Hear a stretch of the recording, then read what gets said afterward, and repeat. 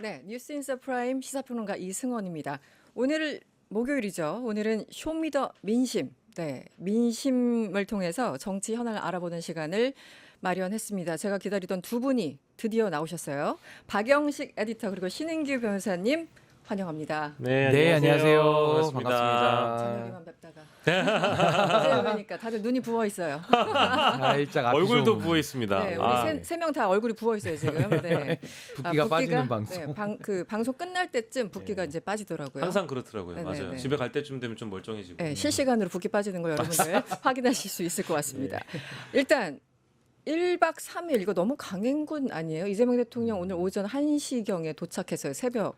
한마디로 강훈식 비서실장 휴가 끝났다는 얘기죠. 네. 그렇죠. G7 어떻게 보셨어요? 전반적으로? 저는 일단 일정 자체는 국민에게는 굉장히 뭐 또 감사한 일이라고 저는 보는데 대통령 개인에게는 너무 좀 필요한 일정이라는 생각이 좀 들어요. 맞아요. 네. 그리고 오늘 또 19일이잖아요. 국무회의 참석하셔가지고 추경 문제 매듭 짓는다고 하신다는 거 아닙니까? 네. 그러니까 이런 일정 자체는 대통령 개인에게 체력적인 부담이 될 거라는 뭐 그런 좀 걱정은 있지만 뭐 주변에 있는 참모들이나 다른 과거의 핵심 인사들의 그 언급들을 좀 들어보면 그 일 자체를 굉장히 사랑하시는 분이라고 네. 들었기 때문에 이것이 이재명 대통령의 행복이라면 국민은 그저 지켜볼 뿐이다. 이제 이런 생각이 좀 있고 네. 어쨌든 이번 G7 무대 자체가 첫 번째 외교 행보잖아요. 근데 첫 번째 외교 행보인데 뭐 저는 흠잡을 데 없이 굉장히 좋은 모습을 보여줬다고 생각합니다. 뭐 물론 일부 언론에서는 트럼프 미국 대통령을 만나지 못한 거에 대해서 마치 우리 외교력에 문제가 있는 것처럼 비판을 하는 경우도 덜어 있었던 걸로 보입니다만은 네. 근데 그거는 이제 더 세밀하게 들어가 보면 조중동이라고 부르는 보수 성향의 언론에서도 사실은 이 회원국과 참관국의 차이에 대해서도 설명을 해주면서 네. 물리적으로 소통이 어렵기 때문에 미국 쪽으로부터 양해도 받았고 우리가 우리 나름대로 나중에 한미 정상회담을 통해서 혹은 다자 외교를 통해서 트럼프 대통령과의 또 이 첫 번째 만남을 계획하는 것이 좋다라는 평가가 나왔기 때문에 그 네. 부분은 너무 좀 억지 평가라는 점을 좀 일단 말씀드리고 싶고 네. 전반적으로 봤을 때 우리 대한민국이 내란을 극복하고 외교 무대에 어쨌든 등장을 했다라는 점에서는 첫 스텝인데도 불구하고 굉장히 훌륭했다라는 평가를 드리고 싶습니다. 깔끔하게 끝났다. 네네네. 우리 신 변호사님 어떻게 보셨어요? 예, 우선은 1박 3일이라는 일정 또 캐나다까지 시차도 다른데 갔다 오는 것이 상당히 좀 무리한 일정인 건 맞는데 네. 우리 박영식 평론가님 말씀해 주신 대로 지금 대한민국이 처한 상황이 그만큼 녹록지 않다는 거겠죠. 그래서 친이 쿠데타 이후에 실추된 국격을 회복시키는 차원에서 상당히 좀 의미가 있는 대비 무대였고 또 전 세계가 대한민국을 바라보는 시선 자체가 상당히 불안했었는데 이제는 국민들의 힘에 의해서 국민주권정부가 탄생이 됐다라는 네. 것을 좀 알리고 네. 확인시키는 네. 그런 효과가 있었습니다. 그래서 이게 뭐 안보나 경제에도 상당히 저는 긍정적인 효과를 미칠 수밖에 없고 지금 뭐 코스피 시장도 그래서 네, 또 저는 외국 자본들이 또 들어온다라고 저는 보는 거고요. 결국에는 지금 이제 국내에서 처리해야 될 산적한 문제들이 많습니다. 지금 네. 이게 인수위가 없이 출범하다 보니까 전 정부가 친이 쿠데타 이후에 증거인멸 내지는 업무방해 형태로 대통령실의 인수인계조차도 좀 안 해주는 상황에서 뭐 전 정권 인사들 이제 수사받아야 될 건데 네. 그 상황에서 이 업무 협조가 제대로 되겠습니까? 그렇죠. 그렇기 때문에 지금 이제 귀국하시자마자 뭐 추경을 비롯해서 뭐 정부 조직법이라든지 정부 내각의 인선 발표라든지 또 인사 검증, 네. 뭐 민정수석도 빨리 이제 임명을 해야 될 거고요. 네. 이런 부분들에 대해서 또 강행군이 이어지는데 좀 건강을 좀 네. 챙기시면서 일을 하셔야 될 것 같습니다. 네. 링거 좀 맞으셔야 될 것 같아요. 그리고 뭐 네. 이제 워낙에 또 이승원 평론가님께서도 외신 전문가이시기 때문에 해외 그 보도를 보면은 이재명 대통령을 어떤 스몰 토크에 능한 리더라고 또 평가를 하는 것도 있는 것 같더라고요. 그러니까 네. 보통 이런 다자 외교 무대에서는 적극적으로 뭐 양자 회담을 치르기 위해서 각 국가가 노력을 하는 것도 필요합니다만은 그렇지 못한 자리에서도 굉장히 좀 어색할 수 있는 자리잖아요. 근데 뭐 이제 그 어떤 국가 지도자의 성격에 맞게 또 우리가 갖고 있는 공감대에 맞게끔 뭐 유머러스하게 네. 농담도 던지고 스몰 토크를 계속 던지려고 하는 노력이 저는 굉장히 대단해 보였습니다. 뭐 굉장히 유쾌했어요. 표정들이 다 그렇습니다. 사진 보면. 뭐 네. 가장 아마 국민들께서 집중하신 부분은 삶의 결이 아주 유사한 분이죠. 브라질의 룰라 대통령을 네, 맞아요. 스킨십을 통해서 뭔가 이렇게 좀 가까워지려고 하는 그 노력 자체도 아름다웠고 그리고 호주 그리고 영국 이제 이런 지도자들과 만나면서도 이 양자회담 자리에서 굉장히 뭐 유머스럽게 농담을 던지면서 시작하는 모습이 네.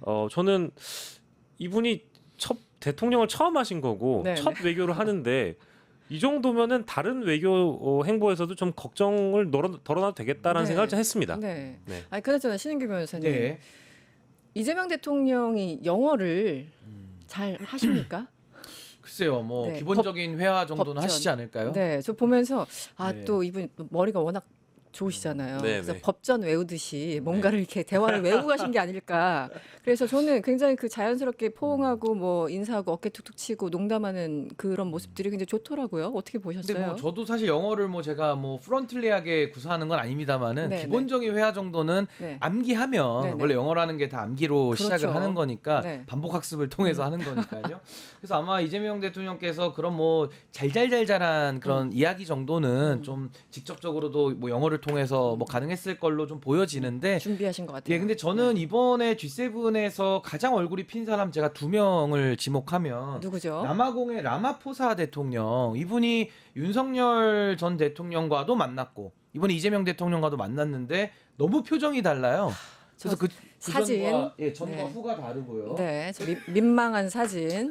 또 이제 약간 메뉴판에서 뭐 차돌백이 뭐 대짜 고르는 느낌 그렇죠. 같잖아요. 네. 근데 이제 이재명 대통령은 자세 자체가 상대의 말을 경청하기 위해서 상체를 앞으로, 그러니까 상대를 위해서 배려하는 그런 모습이 아마 남아공 대통령도 좀 그 차이를 좀 느끼지 않았을까. 그 표정을 통해서 좀 알 수 있었고 또 한 분은 그 통역을 담당하신 분도 네. 윤석열 전 대통령과 G20을 같이 갔던 분이었는데 너무 표정이 다릅니다. 이번에 너무 웃어요. 그러니까 분위기가 좋으니까 통역하는 사람도 웃음이 절로 나오는 네. 그러니까 그런 차원이 그리고 또 하나는 이제 김혜경 여사도 김건희 씨와 이제 비교를 할 수밖에 없는 그렇죠. 상황인데 네. 뭐 김건희 씨는 뭐 가가지고 뭐 소위 말 빈곤 포르노라고 했나요? 그 좀 그 미얀마. 외국에 나가서 좀 어려움에 있는 그 소년을 안고서 조명을 받아서 이 사진을 찍는 이런 모습. 근데 김혜경 여사는 그게 아니라 누굴 만나도 격이 없이 소통하면서 대한민국의 국격을 위해서만 노력하는 네. 그런 모습은 좀 매우 큰 차이가 있지 않았나라는 네. 생각이 듭니다. 변호사님이 그 김혜경 여사 말씀을 꺼내셨으니 가보죠. 일단 이번에 패션 때문이었는지 뭐 어쨌든 그 대한민국의 대통령 내외라는 어떤 그런 상징 존재감도 있었을 테고 패션도 한몫을 한 것 같은데 이번에 상당히 눈길을 끌었습니다. 에디터님 어떻게 네. 보셨어요? 패션에 대해서는 네. 이미 많은 언론들이 분석을 하고 있는데 저도 사실은 그 어떤 의상을 입느냐에 따라서 상대방에 보여지는 이미지를 통해서 무슨 메시지를 던지고 싶은 것인가를 색깔을 많이 언급을 하더라고요. 네. 그 특히 한복을 입었을 때 이 한복이 갖고 있는 의미, 뭐 저고리 깃과 고름의 색깔이 이제 보라색과 초록색이 이렇게 담겨 있는데 네. 여기에는 이제 무궁화의 색깔을 안배한 것이다. 그리고 뭐 치마의 또 노랑은 따뜻함과 풍요를 뜻한다. 이렇게 이제 의미를 좀 담았고요. 네. 이게 과거에 김건희 여사 김건희 씨 리투아니아 그때 외교 행보랑 비교를 해보면 네. 상당히 차이가 나죠. 그러니까 네. 그 우리 전통적인 의상을 입어서 외국 정상들로부터 뭐 눈길을 끄는 것을 넘어서 어떤 의미를 전달하고 싶었는지에 대해서는 지금 제가 말씀드린 대로 뭐 생명 조화, 그리고 고귀함과 지혜, 따뜻함과 풍요 이제 이런 메시지가 있었다라는 것이고 네. 전통 의상이 사실은 이번에 김혜경 여사만 입은 것이 아니라 과거에도 뭐 박근혜 대통령이나 이런 분들이 한복을 주로 입긴 했습니다만은 김정수 여사도 그렇고 조금 지나갔지만 네. 네네네. 그렇긴 네, 했습니다만은 이제 네. 저기에 담겨 있는 의미를 일단 바라봐줘야 될 것 같고요. 그리고 비교가 되는 김건희 씨와의 어떤 대비 이제 이거는 충분히 여러분들께서 좀 평가하실 수 있을 것 저 같습니다. 무슨 백설공주 복장입니까? 조금 그러니까 전에 너무 그거는. 본인이 화려하기 위한 의상을 입는 것과 네. 주변에게 메시지를 알리기 위한 의상을 입는 것은 좀 차이를 둬야 될 것 같고요. 그렇죠. 네. 그러니까 이게 결국 의상을 입고 나서 김혜경 여사의 단독 일정을 따라가 보면 이번 해외 일정에서는 공감과 그리고 배려 이런 것들이 대통령과 대통령 내외분에게서 드러났는데 네. 과거의 대통령과 대통령 부부에게는 네. 뭐 공감과 배려라기보다는 그저 본인들이 돋보이고자 하는 네. 윤석열로 따지면 노래를 부르고 김건희로 따지면 명품 편집샵에 가서 쇼핑을 하고 네. 호객행위에 당했을 뿐이다. 이제 네. 이런 메시지들이 그러니까 이제 단건 저 의상을 입었다라는 것만으로 하나만 평가할 게 아니라 전체적인 일정을 봤을 때 저 의상을 왜 입었는지가 좀 드러난다라는 것이죠. 그렇죠. 맥락을 봐야 되는데 저 리투아니아 사진 같습니다. 조금 뒤에 얘기를 할 거고요. 신은규 변호사님, 이 예전에 이제 김건희 씨 관련해서 워싱턴 포스트가 옷에 관심이 많은, 그러니까 정확히는 유행하는 옷에 관심이 많은 사람이라고 표현했는데 약간 비판주였던 것 같아요. 그래서 데뷔하면서 뭐 질 바이든 여사의 옷 함께 설명했던 그 기억이 났는데 이번에 저 일종의 패션 외교라고 할까요? 어떻게 보셨어요? 글쎄요, 뭐 김건희 씨를 좀 평가하자면 뭐 워싱턴 포스트에서도 유행하는 옷에 관심이 많다라고 하는데 더 정확하게 표현하면 자기 자신에게 관심이 많은 사람이죠. 그러니까 셀프 러브라고 할까요? 네, 네, 그러니까 네. 자아에 대한 나르시시즘이 강한 사람 같은데 네. 아까 저는 그 한복 사진도 아까 김혜경 여사 사진을 좀 보면요. 한복이라는 옷이 되게 독특하잖아요. 그리고 굉장히 아름답지 않습니까? 아름답죠. 네. 근데 그 옷을 우리가 잘 입지 않아요. 우리도 한복을 전통 의상인데 언제 제가 한복 입고 방송해본 적 한 번도 없습니다. 네. 그러니까 그 정도로 굉장히 특별한 옷이고 또 알릴 필요가 많은 옷이죠. 근데 김건희 씨와 김혜경 여사를 비교해 보면 김건희 씨는 뭔가 이렇게 좀 불일치라는 게 많이 생각이 납니다. 네, 불일치. 네. 왜냐하면 정상들이 모이고 이렇게 하면 한복을 입고 나타나지 김혜경 여사는 저 안에 어우러 놓기 때문에 조화로우면서 옷이 드러나요. 그러니까 한복이 홍보가 되는 거죠. 네. 국가가 알려지고 국격이 올라가는 건데 김건희 씨는 옷은 화제를 많이 끄는데 네. 드러나는 건 자기 자신. 그러니까 네. 예를 들면 우리가 결혼식 축하해 주러 갈 때는 은은한 옷을 입고 가는 게 예의 아닙니까? 그렇죠. 신부가 돋보이기 위해서. 네, 네. 근데 김건희 씨는 언제나 자기 중심적으로 그 결혼식을 좀 네. 뭐 결과적으로 망쳐놓는 네. 뭐 이런 식의 약간 불일치가 좀 떠오르는데 네. 이번에 이런 철학이 저는 그 이재명 대통령의 사진사를 통해서도 좀 드러난다고 봅니다. 결국에는 국민주권정부라는 그 정부 명칭에 걸맞게 이재명 대통령 사진은 대통령의 그 포커스가 아웃이 돼가지고 네. 이 뒤가 보여요. 네, 네. 옆모습이나. 네, 그렇더라고요. 그러면서 사진을 찍히는 국민들이 중심에 드러나거든요. 근데 윤석열 전 대통령 시대 때는 윤석열 전 대통령도 구석에 그냥 목만 나온 사진도 있고 김건희가 가운데 있습니다. 김건희 항상 항상 센터. 네. 센터 본능. 네. 그래서 이런 부분들이 조화와 불일치 간의 아주 극명한 차이. 국가를 생각하고 한복을 알리려는 사람과 자기를 알리려는 사람. 자기 자신을 사랑하는 사람의 아주 극명한 좀 대조적 차이 아니냐. 이게 이제 생각이 듭니다. 그 취재 기자들 사이에서는 이미 네. 그 윤석열 씨 부부가 굉장히 많은 국가들을 다녀왔잖아요. 교민들 취재해 보면 대충 답이 다 나옵니다. 교민들의 그래요? 표정에서 뭐 물론 일부 사진을 통해 드러나기도 합니다만은 뭐 특히 제가 친분이 있는 취재 기자들로부터 들었던 이야기를 잠깐 옮겨드리면 베트남이나 동남아시아 이제 방문을 하셨을 때 네. 그때 교민들이 이제 윤석열 부부를 의전하고 이런 이제 절차 과정 속에서 교민들이 배려되지 않았던 그런 정황이라든지 실제 교민들을 만났을 때 윤석열 부부가 어떤 태도였는지에 대해서는 이미 교민들 사이에 많이 좀 네. 소문이 나 있는 상황이거든요. 네. 그래서 지금 김혜경 여사와 이재명 대통령께서 보여주신 공감과 배려 또 함께하는 행보라는 것이 굉장히 좀 차이가 날 수밖에 없고 대조될 수밖에 없는 것이고요. 네. 김혜경 여사 관련 일정 하나만 더 소개를 해드리면 캐나다 네. 그 캘거리에 있는 국제 장애인 예술학교 이런 데를 방문을 하셨거든요. 근데 거기 방문하셔가지고 실제 장애인 예술가들이 어떤 작품을 만들고 국가로부터 어떤 복지 차원의 보조를 받는지가 이제 좀 드러나게 되잖아요. 그럼 이제 국민들이 바라보기엔 대통령 부부의 일정이 어떤 메시지를 담고 있는지 일단 고민해 볼 것이고 네. 우리 대한민국도 과연 사회적 약자와 장애인들에게 이런 예술의 기회, 예술 복지를 지원하고 있는 것인가? 혹은 우리는 예술 지원 학교라든지 재단 같은 것들이 국가 차원에 마련돼 있는 게 있을까? 비장애인과 장애인의 어떤 배리어를 좀 허물고 있는 국가인 걸까? 이제 이런 것까지 고민하게 만들잖아요. 그리고 사진들을 보시면 아까 잠깐 얘기해 주셨습니다마는 네. 김혜경 여사가 함께 찍혀 있는 사진들을 보면 김혜경 여사를 아주 작게 그리고 함께 전체 풀샷들이 많아요. 네네네. 대통령도 풀샷이 많고요. 네. 그런 거 보면 이게 국민주권정부라는 것을 내걸고 일단 취임을 하셨기 때문에 전 세계인들과 함께 가는 화합의 정치를 하고 있다라고도 평가할 수 있을 것 같습니다. 그러니까 이제 그 나르시시즘을 가지고 있는 사람들 주변에 좀 있거든요. 네. 간혹 있어요. 네. 근데 있으면 그 조직이라 그럴까요? 그 집단, 그 집단이 좀 깨집니다. 그리고 보는 사람이 좀 그렇죠. 불편해요. 네네네. 뭐 교류를 안 할 수는 없는데, 네, 그러니까 네. 과거에도 김건희 씨가 영부인이었으니까 자꾸 TV에 나오잖아요. 그 논란을 만들고 하니까 안 볼 수는 없는데 네. 보면 볼수록 국민들은 깨고 불편하고. 피곤하고 불편하고 네, 네. 이런 걸 줬다라면은 아까 김혜경 여사는 한복은 참 돋보이는데 근데 뭐 이렇게 불편함을 주지 않고 음. 오히려 또 호기심을 끄는 네. 전 이런 것들이 결국 철학적 기반에서 누가 주인공이냐, 네. 누가 주인이냐, 네. 개인이 주인이냐, 국민이 주인이냐, 전 네. 여기에 큰 차이가 있다라고 저는 봅니다. 그렇군요. 말씀하시는 가운데 네, 조은석 내란 특검이 18일부터 본격적인 수사를 개시하기로 했고요. 김용현 전 장관 첫 대상이라고 합니다. 여러분들 18일 이제 본격 수사 개시했고요. 어제부터 했다는 네네. 거죠? 김용현 오. 첫 대상이라고 네, 속보가 나왔습니다.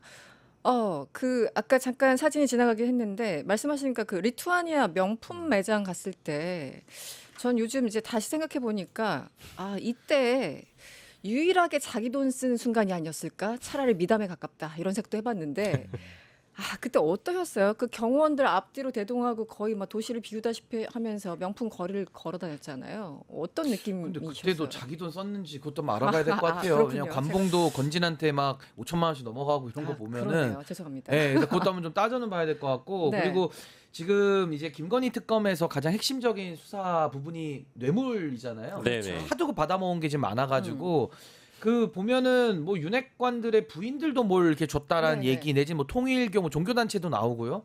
그러면 집에 얼마나 명품이 많겠어요. 네. 뇌물로 다 받았는데. 그렇죠. 근데 사람 욕심이 끝이 없다라는 게 그러면서도 리투아니아 가가지고도 또- 국익을 위해서 나왔는데 그래서 전용기 태워줬고 그래서 좋은 거 먹여주고 경호 다 붙여줬는데 오로지 관심은 본인의 욕망 저 명품 그러니까 네. 사람의 참 욕심이 끝이 없다라는 끝이 게 없어요. 아마 김건희를 통해서도 알 수 있지 않았는가 근데 저 사진도 이제 누군가가 찍은 거잖아요 저게 그렇죠. 뭐 현지 언론에서 찍었다고 하는데 사실은 참 드러나기 어려웠던 네. 그런 좀 은밀한 네네. 부분들의 그런 사치스러움인데 네. 저는 김건희 씨 하면은 정말 제가 분노스러운 점은 뭐냐면은 저렇게 사치스럽고 저렇게 뇌물을 받아먹는 사람인데 국민들 앞에 보여질 때는 에코백 들고 나오면서 쇼를 하잖아요. 그렇죠. 기만적 쇼. 다 보이는데. 그러니까요. 네네. 그러니까 이런 것들이 참 국민을 아주 그냥 무시하는 이런 행태가 지난 3년간 너무 반복됐던 거 아닌가. 근데 네. 사람은 못 고쳤습니다. 제가 볼 근데 때는. 그 가장 그 열받았던 게 네. 저때 당시에 그 국내에서 어떤 일이 있었냐가 중요한 저 거잖아요. 당시에. 네. 저때 당시에 국내에 폭우가 내려서 아. 수해 사건이 있었던 시절 수해 사고가 막 이제 전국적으로 있었던 시기에 대통령 부부는 저러고 있었다는 겁니다. 특히 이제 김건희 씨는 저렇게 경호원을 10명이 넘게 대동하고 쇼핑을 하고 있다는 것이고 그 쇼핑을 했던 부분도 이제 기밀에 붙였기 때문에 저희로서는 내용을 알 수 없는 상황입니다만은 그렇죠. 어쨌든 대통령실의 당시 언론의 보도 내용에 대해서 그것을 대응하는 태도 그리고 국민들의 어떤 감정을 추스리려고 했다기보다는 오히려 더 뻔뻔하게 이 정도는 할 수 있는 거 아니냐라든지 우리가 이런 뭐 영부인이 그때 당시 김건희 씨가 이런 쇼핑을 했다고 해가지고 우리가 국정을 소홀하게 돌보지는 않는다라는 식의 해명이었지만 네. 결과적으로는 소홀했잖아요. 그렇죠. 그러니까 이런 네. 이중성에 굉장히 분노한다라는 겁니다. 아니, 그러니까 저는 김건희 씨가 지금 뭐 극심한 우울증을 호소하고 있다라고 하는데 이해는 돼요. 왜냐면 저런 식으로 아주 그 쇼핑하다가. 하늘 위에서 붕붕 떠다니다가 지금의 현실을 보면은 그 갭이 크니까 네. 우울하겠죠. 그렇죠. 근데 제가 조언을 좀 드리자면은 과거 리투아니아 갔을 때 저 사진 저런 거 보면서 네. 과거를 좀 추억하시든지 위안을 삼으시라. 예, 위안을 삼으시든지 네. 아니면 구속이 되잖아요. 네. 그 우울증은 3일 안에 치료됩니다. 3일 안에. 네, 우울증은 약으로 못 고치고요. 현실을 받아들일 때 우울증이 사라지거든요. 네. 그러니까 저는 구속이 되면 네. 김건희가 건강해진다. 네. 그래서 저는 바로 구속이 좀 돼야 된다고 봅니다. 우울증이 바로 나서요. 윤석열은 술 끊을 수 있어서 건강이 좋아진다고 하고 김건희 씨는 또 우울증까지 치료된다고 아니 제가 얘기한 하고. 건 심리 분석학적으로 제가 얘기하는 겁니다. 네. 왜냐하면 이게 우울증이라는 게 감정적 요인이 굉장히 많아요. 그럼요. 네. 우울한 거거든요. 우울한 감정. 그러니까 그거는 현실을 받아들여야 되는데 못 받아들이니까 우울한 거예요. 그렇죠. 근데 받아들이면 편해집니다. 그래서 저는 김건희를 자꾸 이렇게 애매모호한 상태에서 병원을 전전시킬 게 아니라 네. 지금 병상도 부족한데 네. 빨리 구속시키면 김건희도 구속 수사되니까 수사가 효율적으로 빨라지고 네. 안전해지고 우울증도 낫는다. 전 1타 3피라고 봅니다. 국민들의 우울증도 사라질 것으로 그럼 보입니다. 사피네요. 그 이후에 4피까지. 알겠습니다. 이재명 대통령 1박 3일 그리고 오늘 국무회의까지 쭉 추진을 하는데 일단 바쁘다는 얘기겠죠. 내각 인선 지금 사실 장관 자리들이 다 비어 있어서 조금 그러니까 국민들 입장에서는 조금 불안합니다. 빨리빨리 와야 되는데 그리고 이제 과거 청산 빨리 해야 되는데 이런 생각이 드는데 이 내각 인선 뭐 이름 나오는 뭐 이 사람들이 좀 있습니까? 어떤 일정일까요? 근데 이제 그 일단은 대통령께서도 장관 인선의 속도를 내지 않는 이유는 김민석 총리 후보자의 인사청문회 이후에 일단 예, 그러니까 내각의 장관 재청권에 대해서 국무위원 재청권에 대해서 좀 일단 존중을 하고 하고 김민석 총리를 이제 실세 총리로 좀 두려고 하는 그런 움직임이 아닐까 싶어요. 네. 그래서 과거에 이제 총리들이 이 장관들을 대통령께 추천하는 절차를 뭐 그대로 지켰던 분들도 있고 뭐 명목상 지켰던 분들도 있고 아니면 그냥 위에서 내리꽂는 경우들도 많았는데 형식상. 예, 형식상. 근데 지금의 경우에는 김민석 총리 후보자의 인사청문회 이후에 뭐 지금도 하마평에 오르고 있는 통일부 장관, 뭐 해수부 장관 등등이 있긴 합니다만은 더 자세한 내용들은 아마도 총리 후보자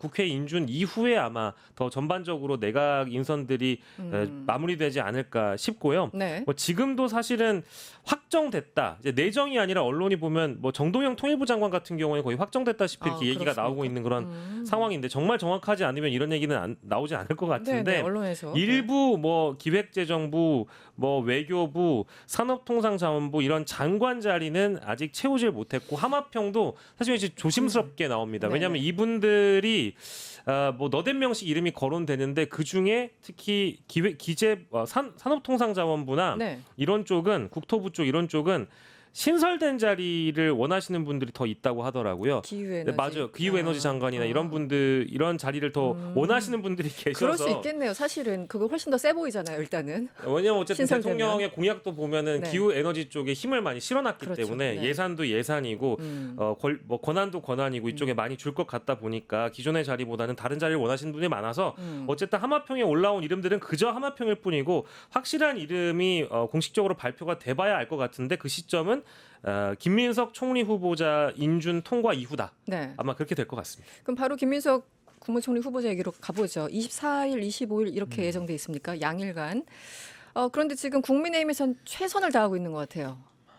현 상황 어떻게 보고 계십니까? 근데 이제 아까 우리 박영시 에디터님 말씀대로 네. 국무총리라는 직책 자체가 상당히 중요합니다. 왜냐하면 장관에 대한 제청 권한을 네. 갖고 있기 때문에 지금처럼 내란 정권과의 이 불안한 동거를 오래 지속할 수는 없는 거거든요. 그래서 네. 빠르게 이제 움직여야 되는 건데 사실은 이제 김민석 총리에 대해서 빠르게 국회에서 청문회를 하고 또 국회에서 인준을 해주면 임명이 되고 이제 그 다음에 장관들을 제청을 통해서 임명할 수 있고 또 정부조직법도 동시에 그렇죠. 통과를 시켜서 네. 이제 내각을 완성시키는 거 아니겠습니까? 네. 근데 지금 국민의힘은 자세히 보면 이제 주진우 의원이 이제 총대를 맨 모양인데 맞아요.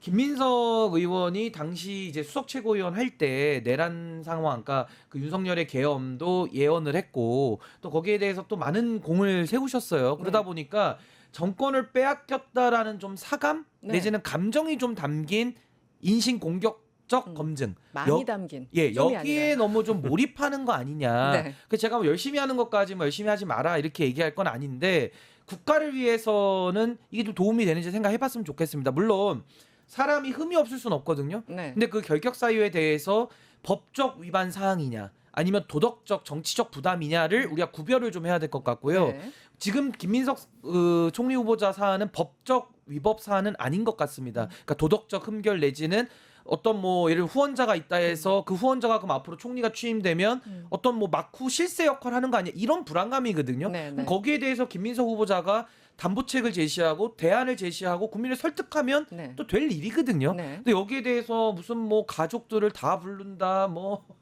좀 이런 무리하죠. 식의 그 네. 신상을 터는 식으로 가는 것은 신상에 대한 검증하지 말라는 게 아니라 그것만 해서는 안 된다는 겁니다. 그래서 저는 김민석 후보자가 어떤 역할, 이 내란을 진압하고 또 새로운 대한민국을 여는 아주 중요한 중차대한 시기에 과연 역량이 있고 또 네. 큰 그림을 갖고 있고 네. 또 이재명 대통령의 국정 철학을 얼마만큼 이해하고 있는지를 검증을 좀 해주고 저는 국회가 할 일들을 빨리빨리 해야지 이런 식으로 신상 검증식으로 매달려가지고 망신주기로만 일관하는 것은 저는 국익에 도움이 전혀 되지 않고 내란이라고 하는 귀책 사유를 지고 있는 국민의힘 쪽에서 할 짓은 아니다. 저는 네. 그렇게 봅니다. 그러니까 저는 이게, 네, 말씀하세요. 아니, 그러니까 이제 국익을 가장 많이 따지셨던 정당과 정부는 윤석열 정부와 국민의힘으로 저는 기억을 하는데 네. 그때 당시에 초반에도 한덕수 국무총리 후보자를 국회에서 인사청문회를 하고 인준 절차를 거쳤을 때 민주당도 그때 당시에 야당인 민주당이 어마어마하게 반발을 했었거든요. 그럼에도 불구하고 왜 민주당은 한덕수 국무총리를 소위 이제 허락을 해줬느냐. 그걸 보면 그때 당시에도 임기 초반이었기 때문에 국정 운영의 안정성을 위해서 네. 윤석열 정부가 어쨌든 민주당이 동의했던 정부는 아닙니다만은 국민의 대통령이 됐기 때문에 성공한 정부가 되기 위해서는 야당이 발목을 잡는 모양새이기보다는 어쨌든 국무총리 정도는 통과시켜주는 것이 옳다라는 방향의 역풍을 또 우려해서 네네. 국무총리 한덕수를 만들어준 뭐 거거든요. 협치였죠 일종의. 예, 네네. 근데 지금 상황에 그때 한덕수 총리 후보자와 김민석 총리 후보자의 의혹과 자료 제출 그리고 어떤 해명 이런 것들을 비교해 보면 전 죄송하지만 한덕수 총리 재산이 그렇게 많은데 자료 제대로 낸 것도 없었어요. 맞아요. 그런데도 다 인준해줬단 말입니다. 근데 지금 재산이 2억인 사람이고 과거 시절부터 지금까지 빚이 이렇게 빚이 5억인가 6억이 있었는데 거기서 7억인가 8억을 어떻게 벌었는지에 대해 어떻게 갚았는지에 대한 해명을 하라는 거잖아요. 네. 그게 첫 번째 의혹인 거고요. 이제 이거는 인사청문회를 이틀 동안 하니까 네. 그 이틀의 과정 속에서 이 김민석 후보자가 어떤 해명을 하는지 국민들이 평가하시면 될 일이라고 보고 야당도 또한 공세하라 이겁니다. 의혹 네. 제기해도 되는데 네. 이게 도덕적 차원과 윤리적 차원에 대한 검증은 왜 우리 인사청문회에서 좀 따로 했으면 좋겠다라는 얘기를 많이 그렇죠. 했잖아요. 네네. 저는 아까 이제 우리 신인규 변호사님이 언급하신 가족 문제 중에 전처를 부르는 거는요. 그거는 너무 심한 이거는- 거죠. 의도적이죠. 네. 이건 망신주기입니다. 네, 이런 네. 식으로 하면 안 된다고 저는 봐요. 그래서 네. 결과적으로 과거의 야당인 민주당은 어떻게 했는지 국민의힘이 한번 되돌아보시고 진짜 검증을 위한 것인지 망신주기인 것지도 한번 좀 돌아봤으면 좋겠고 마지막으로는 지금 민주당에서 이러다 보니까 그럼 주진우 의원은 떳떳하냐라고 지금 의혹을 제기하고 있는데 그렇죠. 그럼 그런 의혹에 답을 한번 해보시길 바랍니다. 아니 저는 주진우 의원한테 진지하게 조언하는데요. 네. 지금 국회의원으로서 청문회를 하는 게 아니라 뭔가 수사하는 것 같아요. 맞아요. 본인이. 그러니까 네. 자신을 검사로 착각하는 거 아닌가? 그러면 다시 검찰로 돌아가길 바랍니다. 공소청으로 이제 바뀔 거니까 네. 검찰 그렇게 좋아하니까 검찰로 네. 돌아가서 다시 검사를 해야지. 네. 국회의원 와가지고 국무총리 후보자 검증하는데 아니 재산관계도 어느 정도는 검증해야죠. 네. 근데 그 검증이라는 게 뭐 이런 한 장 어디다 썼는지 무슨 압수수색 하듯이 그렇게 하라는 게 아니고요. 재산 형성 과정에서 어떤 이상한 점, 네. 위법 사안들이 있는 정도만을 우리가 검증하는 그 단계라는 게 있는 건데 네. 지금 주진우 의원은 본인을 검사로 좀 착각하는 거 아닌가? 검사 시절에 일도 열심히 안 했던 것 같은데 윤석열 하수인 역할만 했던 것 같은데 김건희 수사를 좀 그렇게 해봤었으면 어땠을까라는 네. 생각이 좀 듭니다. 저는요 그냥 착한 마음으로 주진우 의원 일종의 길조다. 저는 그렇게 생각하기로 했습니다. 길조예요? 네. 저 양반이 나올 때마다 그 예언했던 거 다 틀렸잖아요. 주펠레죠, 주펠레. 네, 그래서 이분이 나오면은 문어숙회죠. 그래서 문어숙회. 초장을 찍어가지고 너무 맛있는데. 그래서 이분 나오면은 그래 이번 일은 뭐 그냥 무난하게 넘어가겠네 이렇게 생각하기로 했어요. 일단 민주당 의원들도 가만히 있지 않고 있습니다. 지금 주진우 의원을 향해서 공세를 펼치고 있는데 저희 영상 준비했습니다. 의원님은 공직자로서 전국의 부동산을 갖고 계시는데 투기입니까? 아니면 무엇입니까? 의원님은 경남 사천, 경남 진주, 울산에 22억 상당의 땅을, 배우자는 경기 용인에 3억 2천만 원 상당의 상가 이체를 소유하고 있습니다. 사천이며 진주이며 울산 대지 땅 부자라고 하기에도 손색이 없습니다. 소명이 필요합니다. 반면에 정작 본인의 지역구인 부산 해운대구에는 전셋집마저도 없습니다. 우리 해운대구 주민 여러분들은 이 사실을 아시는지 모르겠습니다. 이에 대해 지역 구민들에게 하실 말씀은 없으십니까? 주진우 의원. 네, 여러분들 하고 싶은 얘기 다 해보십시오. 너무 넘쳐나는 것 같은데. 아니 일단, 근데 네. 이게 일단은 지금 강득구 의원이 굉장히 세세하게 말씀을 좀 주셨습니다만은 이게 검사 17년 했고 법률비서관 1년 했는데 네. 70억을 모을 수 있느냐 이제 요거잖아요. 불가능. 근데 뭐 물론 이거에 대해서는 주진우 의원이 이거 상속받은 거고 증여받은 거다. 네네. 이제 이렇게 해명을 해서 일단 뭐 요거는 넘어가고요. 근데 다만 저는 굉장히 신기한 게 주 의원의 아들이 2005년생인데 7억 8천을 갖고 있다고 하더라고요. 2005년생이면은 20살? 20살 이제 20살 네네. 된 것 같아요. 그 정도? 성인이 이제 막 된 거죠. 어. 네네네. 근데 이제 7억 8천을 갖고 있는데 이것도 결국 그냥 답변하시기 가장 편한 방법을 택했어요. 증여 받은 거고 상속 받은 것이다. 고령인 조부 즉 자신의 아버지가 네네. 손자인 아들에게 증여를 한 것이다. 이제 증여세를 완납했고 영수증도 갖고 있다라고 얘기를 하니까 지금 이제 또 민주당 쪽에서는 아니 그럼 그러지 말고 그 납부를 했다라는 납부 증명서를 이제 공개를 해라. 이제 이런 네. 식으로 지금 나오고 있는 거잖아요. 근데 네. 이 방식도 이제 일종의 미러링이죠.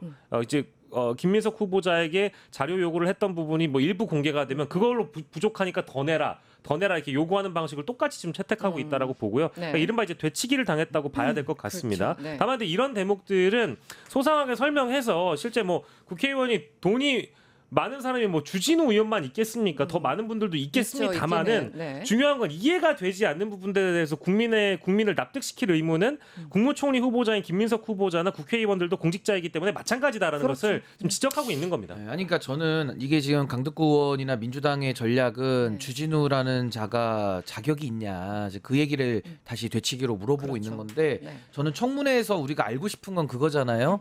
재산 형성 과정에 어떤 부당한 압력이나 부당한 힘을 행사할 사례가 없느냐. 네네. 왜냐하면 그걸 검증해야 앞으로 총리라는 아주 막중한 자리에 가실 분인데 과거에 그런 전력이 있으면 그런 분은 총리가 될 수 없잖아요. 그렇죠. 그러니까 이거는 법정의 시간이 아니라 국민의 시간인 겁니다. 청문회는. 그러니까 네. 주진우 의원 제가 아까 검찰청 다시 가라고 했던 이유가 네, 네. 아니 검찰로 수사하면 압수수색 영장 받아서 이런 한 장 다 털어야죠. 탈탈 털어야죠. 네, 네, 네. 근데 검찰이라면. 본인들한테는 안 털었으니까 이제 그게 또 편향성을 우리가 문제제기 하는 거고 네. 김건희 이제 털어야죠. 특검에서 먼지털이 하듯이. 근데 그게 아니고 지금 김민석 후보자는 죄인으로 가 있는 게 아니잖아요. 네. 공직 후보자 자격으로 가 있고 인사청문 권한을 행사하는 거예요. 네. 그 국민들 앞에 저는 김민석 의원도 어떻게 뭐 100% 깨끗한 삶을 살아왔겠습니까? 네. 우리가 무슨 뭐 성직자 뽑는 게 아니잖아요. 그렇죠. 그러면 공직 후보자로서 요구되는 도덕성이 뭔지를 밝히고 그 도덕적 기준에 맞느냐 그걸 열어놓고 다 검증하라는 겁니다. 네. 그게 무슨 뭐 전처 불러가지고 이런 한 장까지 뭐 언제 어떻게 벌었고 뭐 숫자가 안 맞고 이따위 짓 하라는 게 아니고 이분이 총리가 됐을 때에 요구되는 도덕성을 가지고 있는 분이냐를 검증하라는 건데 네. 지금 수사하는 걸로 착각하고 있는 것 같아요. 그래서 제가 봤을 때 네. 검사들 특히 특수부 검사들은 저 국회의원을 하시면 안 될 것 같아요. 그게 왜냐면 자기의 직역을 몰라요 맞아요. 지금. 그러니까 검사 시절에 헷갈려져. 있던 버르장머리를 그대로 가져와서 지금 국회에서도 한다고 하니까 네. 이게 안 맞는 거죠. 지금은 법정의 시간이 아니라 국민의 네. 시간이고 국민 앞에 하는 거다. 이걸 좀 아셨으면 그걸 모르니까 저렇게 강덕구 의원한테 되치기 당하시는 거예요. 본인 네. 재산 형성 과정이나 이제 한번 또 들여다 보셔야 될 것 같아요. 지역구에 또 전세집 하나 없다라는 부분도 참 얼마나 흥미롭군요. 부끄럽습니까, 네. 저런 게. 알겠습니다. 마지막 저 시간이 이렇게 후루룩 가버렸네요. 이재명 대통령도 김민석 후보자 관련해서 충분히 다 설명할 수 있다고 판단한다라고 얘기를 했어요. 뭐 여전히 어쨌든 신뢰한다는 뜻이겠죠. 네, 일단 네. 뭐 맡겨놓은 것 같고요. 이제 그 이재명 대통령이 바라보기에도 뭐 가장 많은 언론의 검증과 심지어 이 수사기관의 검증을 통과하신 분이 또 이재명 대통령 아니겠습니까? 네, 네. 그러다 보니까 이제 정치인으로서 자신이 떳떳하게 설명할 수 있다면 얼마든지 해명할 수 있고 국민에게 동의를 구할 수 있다라고 판단한다고 네. 김민석 후보자를 이제 믿어주고 네. 있는 것 같습니다. 그리고 지금 가장 중요한 것은 이제 뭐 대통령실 인선도 마무리되지 않은 상황에서 내각을 구성하기 위해서는 총리 후보자 지명이 대통령께도 일단 물론 필요하기 때문에 김민석 후보자가 훌륭한 총리 후보자감이라고 본인도 생각을 하셨고 지금 첫 번째 후보자 내각 인선 지명의 첫 번째이기 네. 때문에 김민석 후보자 이 그 인준 통과만큼은 이제 필요하다라는 당위성도 함께 의미 있다고 봐야 되겠죠. 이게 이재명 대통령의 말씀을 제가 쉽게 설명을 해드리면 네, 네. 과거에 한덕수 같은 사람도 총리를 했어요. 그러니까 제가 아까 얘기했잖아요. 총리가 요구되는 도덕성의 기준. 그걸 지금 우리 국민들은 만들어가고 그렇죠. 있는 과정이고 김민석 의원이 성직자가 아니에요. 네, 흠이 네. 많겠죠. 근데 그 흠에 대해서도 뭐 인신공격 그 뭐 전처 부루 이런 거 하지 말고 A, B, C, D, E, F 다 하란 말입니다. 했을 때 대통령이 판단을 하겠죠. 그걸 이제 정무적 판단이라고 하는데 네. 이분이 가진 역량이 100인데 그 흠결들 다 모아보니까 한 50 된다. 그거 임명하는 거예요. 그리고 욕 먹는 겁니다. 네, 네, 네. 그러고서 일 잘하면 극복되는 거예요. 네. 지지율이 말해주는 거거든요. 그렇죠. 그러니까 정치의 시간이라는 것은 무흠한 사람 참는 거 내지는 이런 한 장까지 더하기 빼기 해가지고 압수수색 영장 청구해서 털듯이 하는 게 아니고 네. 국민의 시각 앞에서 이분이 가진 역량 또 앞으로 총리로서 국가에 기여할 공 이런 것들을 미리 예견하면서 대통령이 인사권을 행사하고 네. 국회가 검증해서 인준을 하는 거기 때문에 네. 저는 그 절차대로 가면 될 일이지 주진우 의원이 시비 건다고 안 될 것도 아니다 저렇게 봅니다. 네. 뭐 김민석 후보가 잘 극복하시리라 믿고요. 다음 주 한번 보시죠. 24일, 25일 양일간 인사청문회 한다고 합니다. 쇼미더 민심 신은규 변호사 그리고 박영식 에디터님과 함께했습니다. 오늘 고맙습니다. 네, 감사합니다. 유튜브 구독하고 실시간 채팅과 댓글을 남기시면 매일매일 7,000 TTCO를 드립니다. 참여 방법은 통통물 어플을 다운로드하고 회원가입과 로그인을 해주세요. 마이페이지에서 나의 회원 고유 번호를 복사해주세요. 유튜브 구독 후 실시간 채팅이나 댓글창에 고유 번호를 한 번만 입력하면 준비 끝! 지금 유튜브 채팅과 댓글 쓰기 참여하고 실천 TTCO 받아가세요.